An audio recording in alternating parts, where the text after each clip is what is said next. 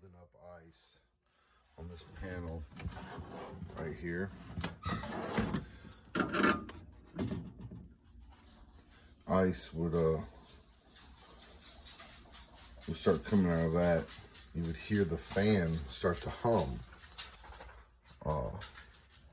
I've watched other videos where they kind of explain what's going on, that, you know, ice is building up behind it.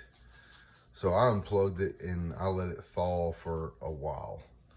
I was able to pry it open a little bit and see how bad the ice was. And I mean, ice was that whole bottom section.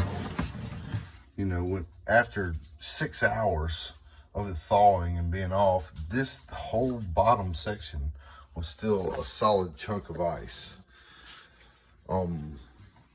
So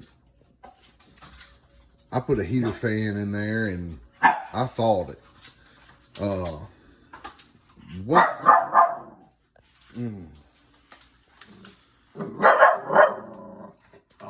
Yeah, I know, I'm talking to the refrigerator. It's weird, isn't it? I noticed water standing in this tray right here, so I figured that this must be the drain, right? So the drain stopped up. So once I got water flowing through it, I poured hot water through it. I noticed that the water was coming out right here. This is the drain. So I mean, this thing just pulls out, just like that, easy. All right. This thing here was stopped up. You couldn't, it was, you know, I broke it. I don't care. As long as it drains, right?